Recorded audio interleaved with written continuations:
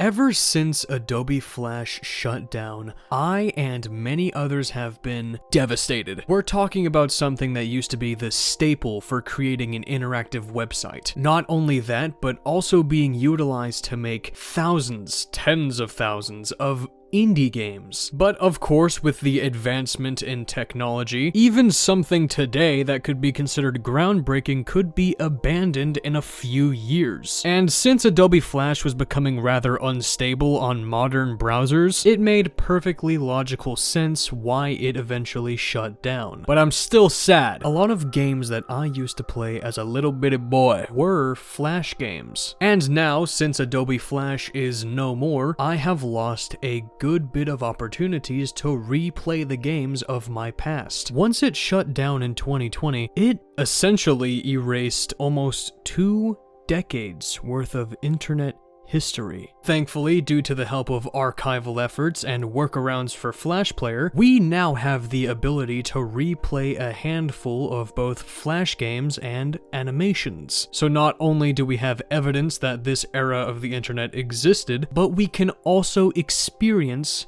pieces of it, and I could not be any more grateful for that. Because without these efforts, I have it in good faith that a bunch of games from that time would have been completely forgotten. And even if some Flash creations are archived, many people might have already forgotten about it. So let me do the honors of reminding you of a Flash game that I still remember to this day, despite playing it nearly a decade ago. And the only reason I remember this game is due to how uniquely eerie it was.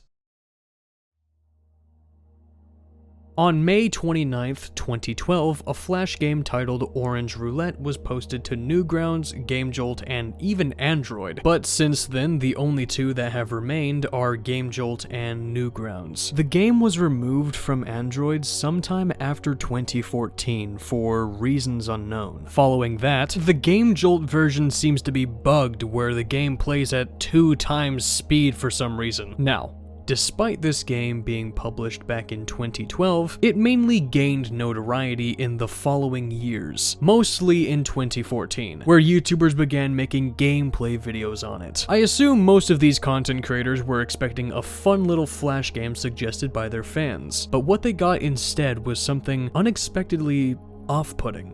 What exactly is Orange Roulette? To put it in its simplest definition, it is an adaptation of the old and very dangerous game of Russian roulette, a game of pure chance or fate. I'm gonna give a quick explanation of Russian roulette for those unaware, which is primarily for educational purposes only. Do not play Russian roulette. We will not be held responsible for you being a fucking idiot. There is no true date in which Russian roulette was invented, per se. All we can say for certain is that it only existed after the invention of revolving firearms. Why is that? Well, the idea of Russian roulette is simple, if not insane. 2 people sit across from each other, and a revolver is placed in between them. This revolver only has 1 bullet in the cylinder, which holds 6 shots. The cylinder of the revolver is then spun until it is suddenly clicked back into place. This 1 bullet is now in an unknown random spot in the cylinder. In some cases, the revolver itself is then placed on the table and spun. Whenever it stops spinning, whoever has the barrel of the gun facing them gets to have first serve. The first player will have to put the muzzle of the revolver to their head and attempt to fire. If the live bullet isn't aligned, the gun dry fires.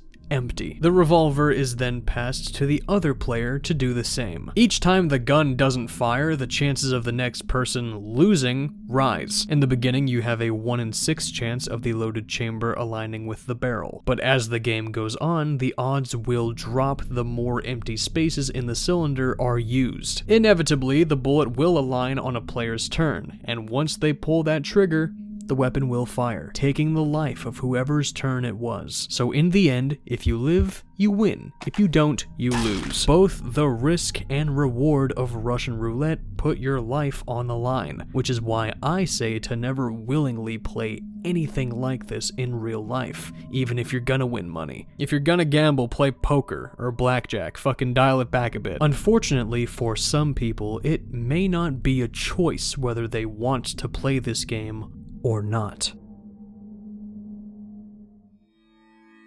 San Joaquin Valley, 1934. They've squeezed us all dry. Now they promise to ship me out after I play a little game.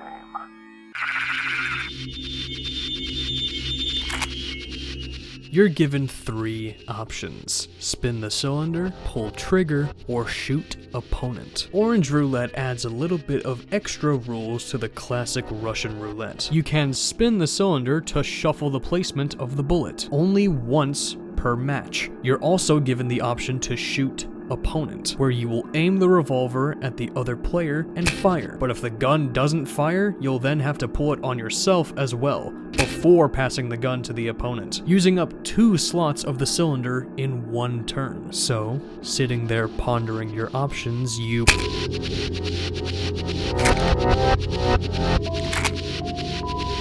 I'm sure you can immediately tell why this game stuck with me all these years. There was always something that felt real about this game. The expressions, the visible anticipation, the music, the ambience, it all feels a bit too real. And we're talking about oranges with human faces. The thing about a 2-person Russian roulette is that there can never be 2 winners. I am not a blood orange. They won't listen. They're juiced for a new game. Our next opponent looks a lot more in distress, with bags under his eyes and tears barely visible. It seems as if this guy has been through several of these games. I went to aim it at him, but no bullet was in the chamber. I pulled it on myself, and that was still the case. I pass it to him, he pulls it on himself, no bullet. Passes to me, I do the same, leaving him with a 50-50 chance of winning or losing. Squid Games! This happened in Squid Games. I really thought he was gonna spin the cylinder here, but he didn't. Pulled the trigger, chamber was blank, passing me a revolver with a 100% chance of a bullet being in the chamber. They peel away my defenses, steal the seeds of rebellion, squeeze me of everything. Compared to our previous opponent, this guy seems a bit calm and almost nonchalant, but when the gun gets to him, it's when we realize that this guy is merely hiding his sick adoration for this game. For each time he aims the gun at us, this cocky smile appears on his face. Well, good thing for us, being cocky in a game of pure chance will never help you. I'm sure by now you've begun to notice that whenever our character wins, he doesn't show signs of being relieved, but instead remorse. Even when he's taken out someone who was sadistic, he doesn't care that he won, because regardless, he has just taken someone's life. I'll never get out. I'm being stored in darkness, preserved for their amusement. This guy is definitely the creepiest one we've seen yet. He constantly smiles even when he has the weapon aimed at himself. When I was younger, I always suspected this guy was simply going crazy because of the circumstances, but instead, it's much more dark than just that. You see, there is this scar between his eyebrows. I was not sure what this was implying until I took a closer look. In the Newgrounds achievements, it reveals that this character is a victim of a lobotomy. For those unaware, a lobotomy is a largely discontinued, very risky medical procedure that involves disrupting connections of the frontal lobe in a Hail Mary attempt to cure or remediate mental illnesses. Considering this procedure fucks with the part of the brain responsible for our entire personalities and emotions, the failures of this procedure were horrific.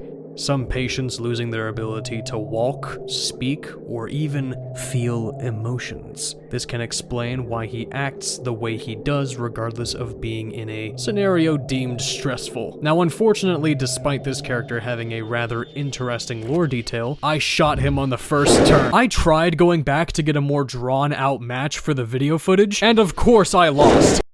Hello, it's me again. I'm just chiming in here to say that the chances of this video getting limited ads is pretty high. A lot of advertisers probably wouldn't be savvy about this, so I'm just reminding you all that I have a Patreon. Supporting me on Patreon, you get access to exclusive posts, your name being listed at the end of my videos during your active month of membership, and early access to new videos. Also, if need be, I need to censor something in the video like explicit gore, or even myself, because if you haven't noticed, I like to say the fuck word. Then the early access version would also double as the uncensored version. But that is if I need to censor anything. In case you were wondering, yes, my channel memberships offer the exact same benefits. Now, if you're unable to support me in these ways, that is completely fine. A free alternative would be subscribing. Anyways, let's get back to the video.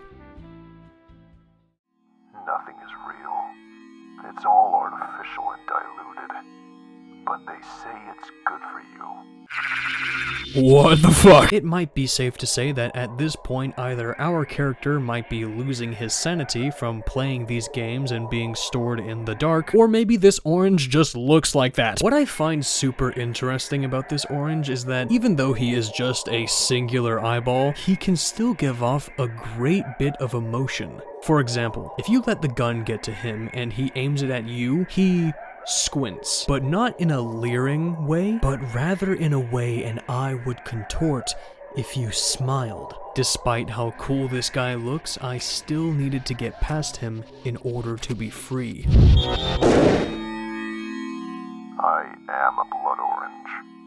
I can stay ripe forever. I just have to concentrate.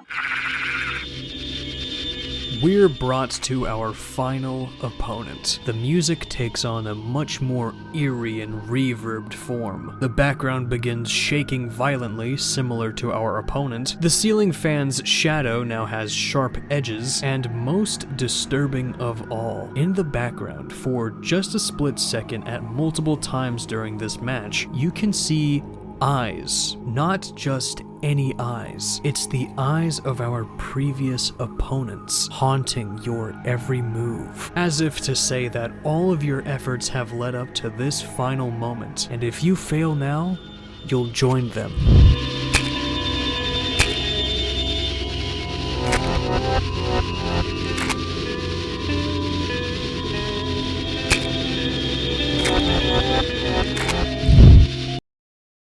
Congratulations.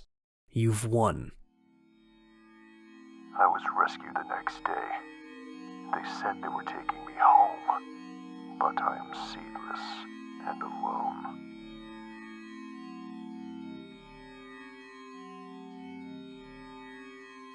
If you can look past the general silliness of this game, like the banana revolver and the humanoid oranges, then you'll notice that this game is rather dark. If you replace this scenario with humans, it's pretty much a story about someone being trafficked and then forced to play Russian roulette. But let's stay in the parameters of this game's universe. The ending to this game is weirdly ominous. You mean to tell me that our character went through all of that suffering just to be sold in, what, the Walmart produce section? Now that we have beaten the game, I'm gonna do what I do best and try to overanalyze the hell out of it. For the very few people out there that do in fact remember this game, or maybe never forgot about it, you might feel a bit weird about the version I just showed you. This is mainly because a good bit of people who did know about this game back in the day were accustomed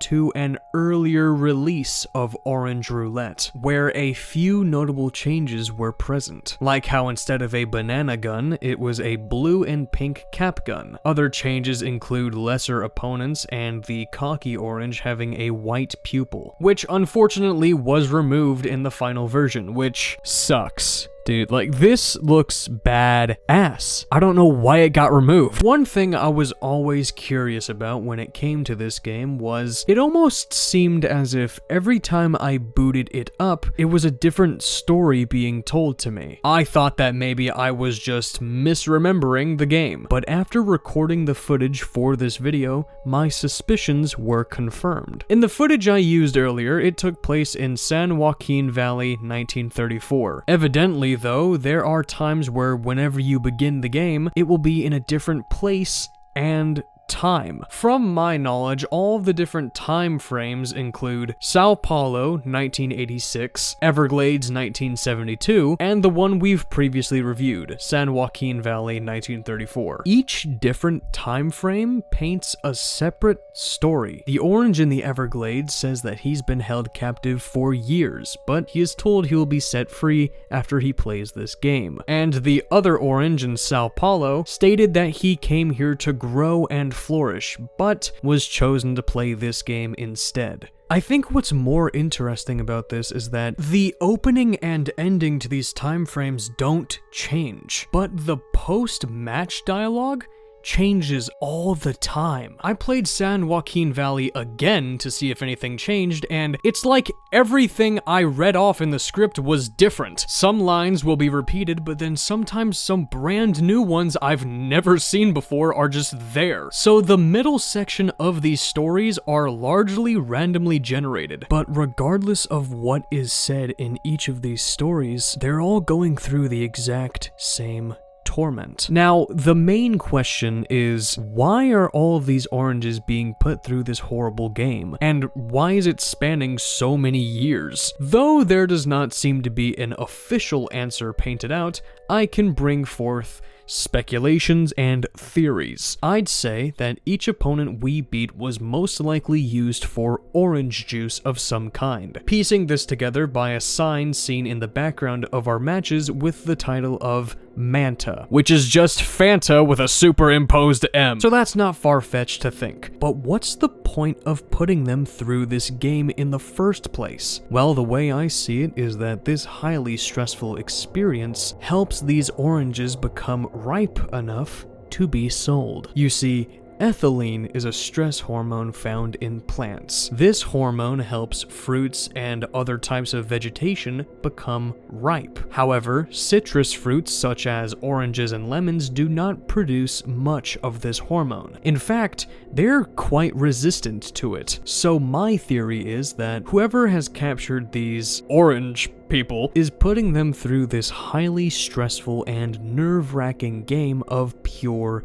chance, in hopes of kickstarting that stress hormone, building it up to such a high degree that citrus fruits could not even resist it, making them ripen at a much faster rate and sold more effectively. Now, if this speculation is correct, then this whole story of Orange Roulette is a big situation where our character is forced to lose. Either be defeated and presumably turned into a drink with 44 grams of sugar, or be sold in a grocery store. I see this game as just a rather dark way of viewing the automation and handling of fruits in factories, especially with how artificial most of that stuff is anyway. They even say that in the game. Now granted, most of what I'm saying is a speculation and or theory. I could still be not 100% correct, because other theories begin to arise. There is another theory that the majority of these oranges were actually being used for napalm, because it is mentioned during one of the death screens. But besides that, there's very little to back this up. Despite this game being a bit creepy, it can be kind of fun. Orange Roulette does not just have one game mode. There is a versus mode where you can battle someone else, but it's not an online matchmaking system. It's more like you would have to have someone actively at your setup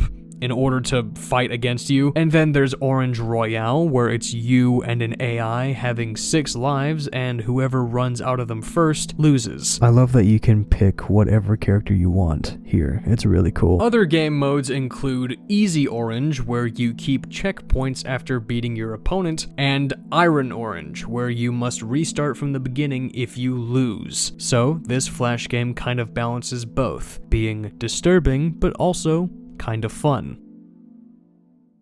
Alright, well, that was Orange Roulette, a creepy game that I do not want lost to time, and thankfully we will not have to worry about that, at least for the time being. In case any of you seem interested or fascinated by this game, well, do I have some news for you. With the closing of Adobe Flash, the future of this game was desolate, until suddenly, in the early months of 2024, the silence was broken. On itch.io, a popular site for people to sell and download indie games, a post was made titled "The Return of Orange Roulette." The developer of the original game, Matzerath, also known as Mikey Hauser, stated that he had plans to completely remake Orange Roulette in a different engine, opting to use Godot, featuring 3D models instead of the 2D ones. Also mentioning in the same post that somebody was bound to make their own popular roulette game. It's cool. It's not like I invented the genre, which I can almost guarantee he was speaking about Buckshot Roulette, a rather popular game that follows a similar concept of being centered around Russian roulette, but instead of using a revolver, it uses a shotgun, loaded with live and blank shells. Now, respectively, these two games, while on the outside may seem similar, the only real thing they share in common is just the roulette-esque scenario, and the ability to shoot the opponent.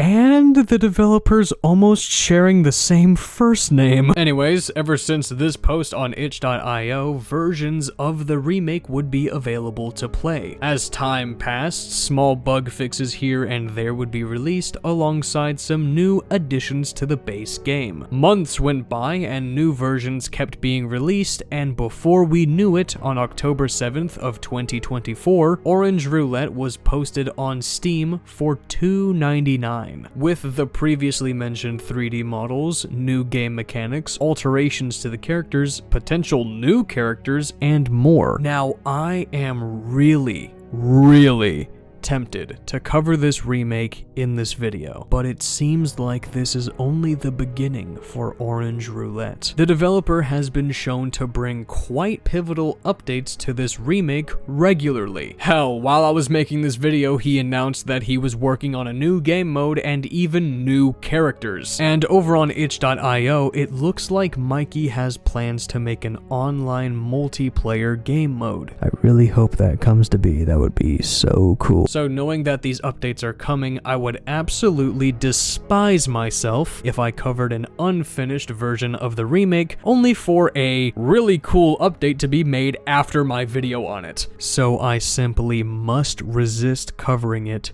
for now. However, when it's finished, I will definitely make time to cover it. Make sure you all go show support and consider giving the remake or even the early Flash game a try. Like I said, the remake is only $2.99. With all of that said and done, I want to thank all of you for watching this video. If you think there's anything I missed, or maybe you have a suggestion for forgotten Flash games that are disturbing like this one, be sure to let me know in the comment section. But while you're down there, don't forget to like and subscribe to show support to my channel. It's been me, Wazerbite, and I will see all of you in the next video.